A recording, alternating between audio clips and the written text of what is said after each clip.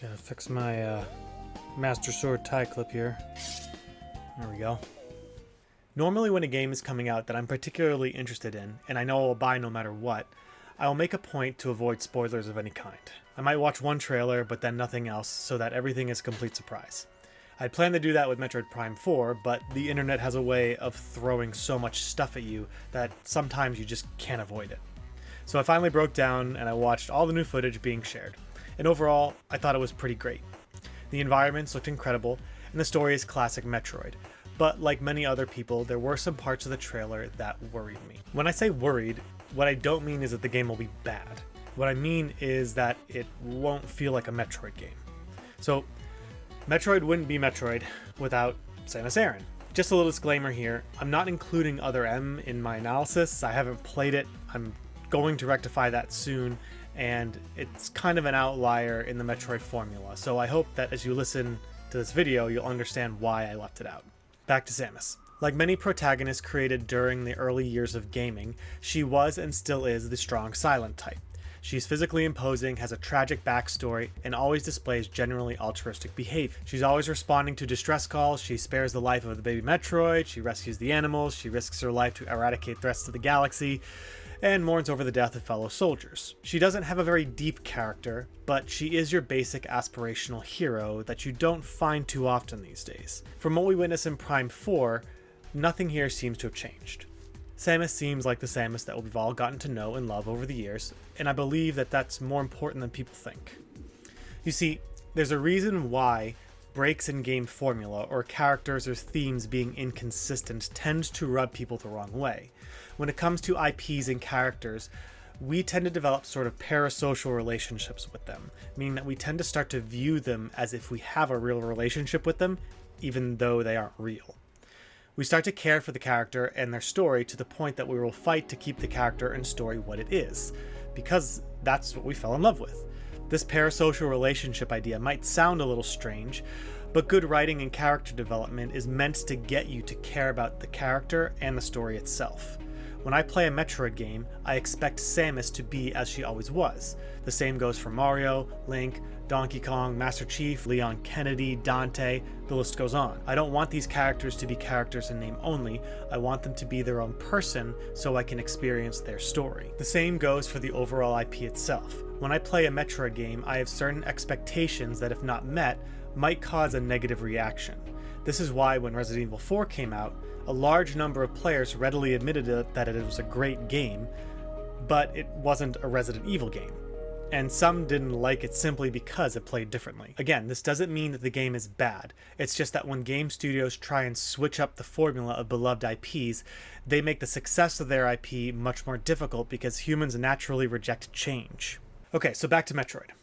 The first aspect of the trailer that people have been talking about is the motorcycle, which, if I'm being honest, looks really freaking cool. But it is not something I really associate with Metroid. What I'm concerned with here is that Prime 4 will actually be Metroid Prime of the Wild. Metroid and Breath of the Wild do overlap in the sense that the exploration is a key part of their gameplay, but Metroid exploration is about noticing small details, whereas Breath of the Wild is about exploring epic grand set pieces off in the distance. The large desert area seems to be more sort of a hub world that connects the various areas, so maybe it will just be a fun little way to travel around the map before we unlock fast travel. Also, there wasn't any cooking, so...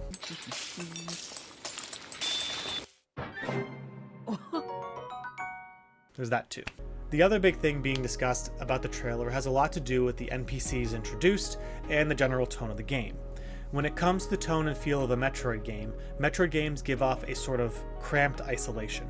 My first experience playing Metroid was with Metroid 2 Return of Samus for the Game Boy. It took me years to beat when I started playing as a 7-year-old, but the one thing that really stuck out to me in the game was the feeling of isolation.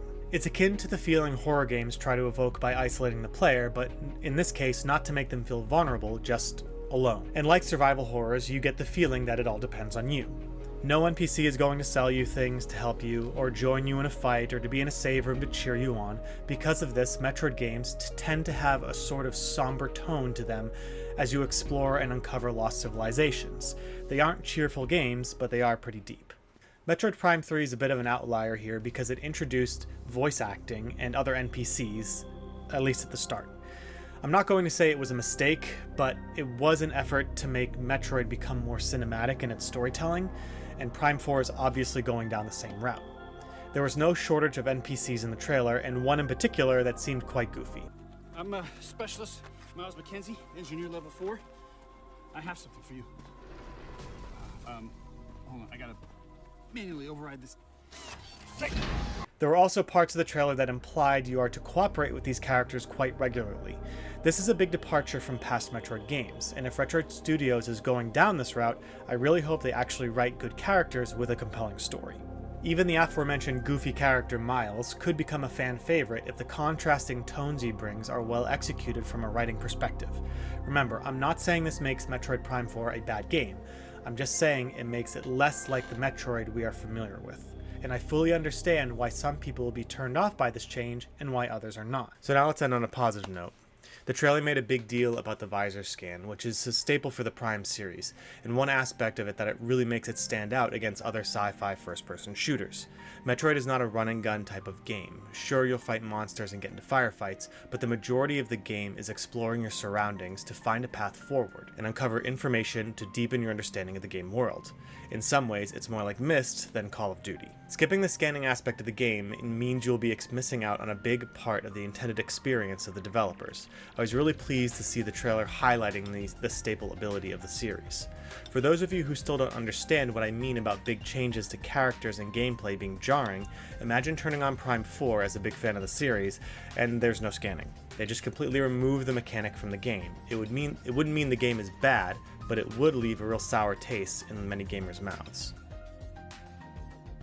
All in all, I'm very excited for Prime 4, and I hope to stream it myself. One last note. In Metroid Dread, Samus had one line of dialogue, and it was spoken in Chozo,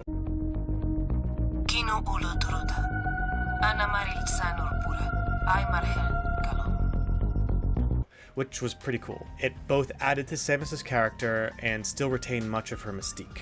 You see, sometimes less is more, and if Prime 4 just tries to do more with its gameplay and characters and cinematics, it might actually be detrimental to the reception of the game as a whole. You see, I'm not against the series evolving over time. I'm just trying to say that it needs to be done carefully, incrementally, and with consideration to other entries in the franchise. Thank you all for listening. Also, a huge shout out to King's Edit. He did an awesome job editing this video. Be sure to check out his work as well. I'll leave a link in his page in the description below, or you can click the link here, maybe here, I don't know. Do some editing stuff for that, maybe. Thank you all.